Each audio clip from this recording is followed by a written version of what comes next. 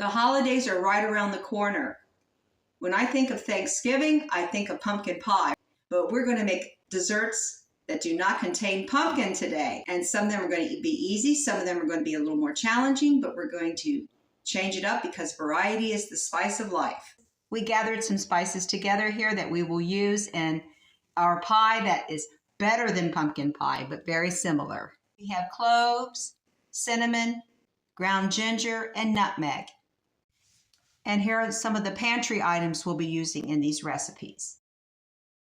Now for the first recipe, we are making a pie. We've got to have pie because it's Thanksgiving. However, we are not using pumpkin. We are using butternut squash that I grew in the garden. That makes it budget friendly and economical. First of all, this requires 1.5 cups of butternut squash puree. I've already pureed it. That makes it super easy. The recipe that I refer to you has complete instructions on how to cook and puree chopped butternut squash. Next step is the pie crust. You can use an already made pie crust, or you can use your homemade.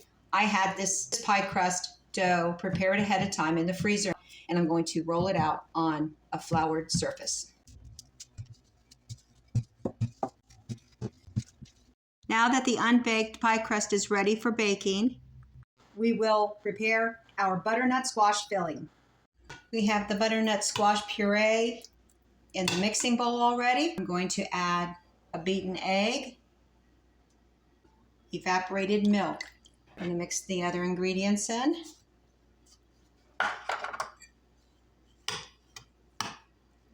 Including cornstarch and the spices. I've never done that before. That was a nice little display there, pre-measured. The cornstarch will help thicken the filling, the butternut squash filling. Okay, I'm going to mix this up really well. I think I will use a whisk, especially since there's an egg we're working with and cornstarch. We want this to be very well mixed. Now we can put it in the unbaked pie shell. All right, it overflowed a little bit. I don't care because when the filling becomes firm, that's the good part. The filling is the good part, and I do not like hard crust. So you'll never see me make a pie where I put the crust all the way up here. I don't care for that. Just so you know, I like to keep the crust down towards the side of the pan more. So we'll see how this turns out. I'm going to put it in the oven, preheated at 350 Fahrenheit for 50 minutes. While the pie is baking, we are going to make a very easy dessert that you can serve to your guests at Thanksgiving, or you can eat it as a snack throughout the week. You can prepare it any time. It has pecans in it, and I love pecans. I used to make a great pecan pie for Thanksgiving, but it was very fattening and very expensive to make. We are going to make a chocolate dessert because I love chocolate, but I always want some chocolate around the holidays. And these are both good deals. I got the chocolate chips at Walmart and I got the pecans at Aldi. So we got great prices going on here. Let's put this very quick candy dessert together. On a clean board, give your pecans a rough chop. We are going to toast the pecans for a little while. And I'm going to turn them over with the spatula after about 4 minutes. And then I'm going to turn them over with the spatula. All right, this is how you do it. Let's turn them over like this. Just so they get evenly toasted, as evenly as possible. After fully roasting pecans, turn off the burner, remove from heat. Microwave chocolate for 30 seconds, and then I'll stir the chocolate around, and then another 30 seconds.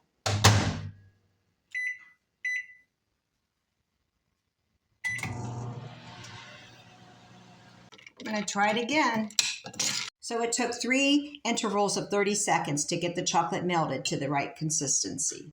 Then we threw the pecans into the melted chocolate. We're stirring it around, and we're going to place it from the spoon in clusters onto the parchment paper. And here's what we're doing with a tablespoon. Or you can use a small ice cream scoop. And this is messy, but I'm going to stand back and it will be fine. And I'm going to fill up this whole pan. Or you can make a full recipe if you have a larger family than me, or you can triple it if you have a really large family, or if you just want to make a whole bunch at once, which makes perfect sense. It's good to do ahead, and you can put some in the freezer. I want to make this look more festive, so I've got an idea. It's something healthy instead of sprinkles. Well, you'll see. That's what we did. We just shredded some carrots, not just a half a carrot, and I put it around the edges to give it a festive look. And this will be ideal for a crustless butternut squash pie. Our chocolate pecan clusters are done.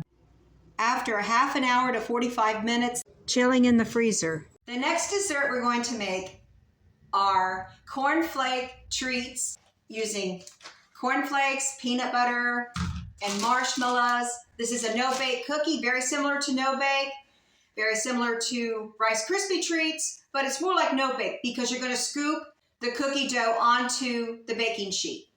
We have marshmallows, cornflakes, and peanut butter measured out, and we have butter in the pan. And we're going to start our no-bake cookies. We're melting the peanut butter and butter in the pan until completely combined and smooth. Doesn't take long. Pour in your marshmallows and turn the burner down on as low as you can. And we'll just melt the marshmallows a little bit before adding our cornflakes. Okay, the marshmallows are almost completely melted. Very well with the peanut butter. So we're going to add the cornflakes. And now you just remove it from the heat. And blend everything together. Using a small ice cream scoop or a soup spoon, very gently scoop the cookies onto the parchment-lined pan. You just kind of have to make sure they're together there. Yep. Make sure everything's combined.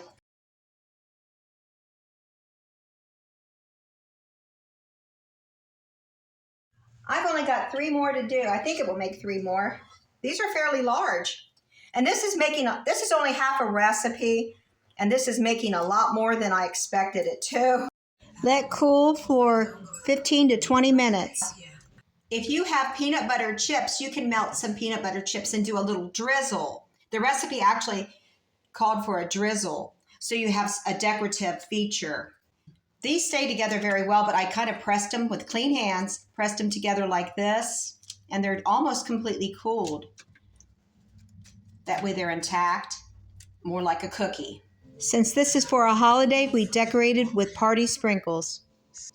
Today is the next day. We are going to make our last dessert recipe. And this recipe is healthier than some of the other recipes. And we are using ingredients that are already homemade, like granola. Using 1 apple. The recipe called for plain yogurt, but I only have vanilla yogurt. So therefore, I'll cut back on a little bit on the sugar and the vanilla. This will be a great breakfast food for the morning of Thanksgiving while you're watching the Thanksgiving parade. But you can make this any time of the year, and it can be for dessert or breakfast. Add the dry ingredients to the mixing bowl. Flour, baking soda, salt, and baking powder. I'm only making half a recipe, you may have guessed. Okay, now we're going to add the wet ingredients. You can do it in a separate bowl if you like, but I'm just going to mix everything together. We have our wet ingredients already measured out, which makes it super easy. Beaten egg, margarine with the vanilla already combined with it, a little less than half a cup of sugar, and that vanilla yogurt we're using, and then the chopped apples. Mix the ingredients together. Fold in the apples.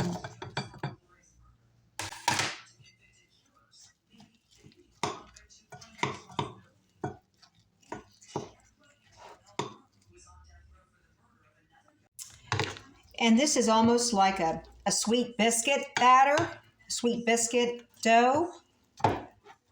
Smells really good, that vanilla yogurt. Oh, it's amazing. I've never baked with vanilla yogurt before, so this is a first. And we're spreading the dough into a pre-sprayed pan. Now we're going to do the granola.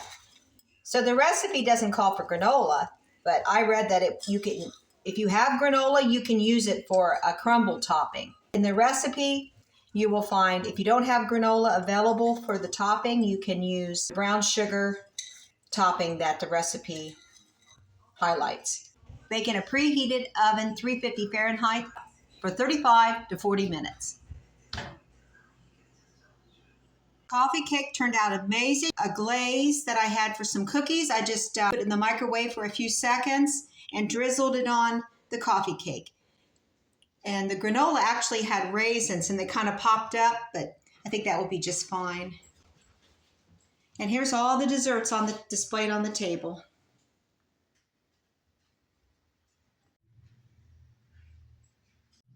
Thanks for watching today. I hope I inspired you to cook healthy homemade desserts for the holidays. God bless each and every one of you. I'll see you on the next one.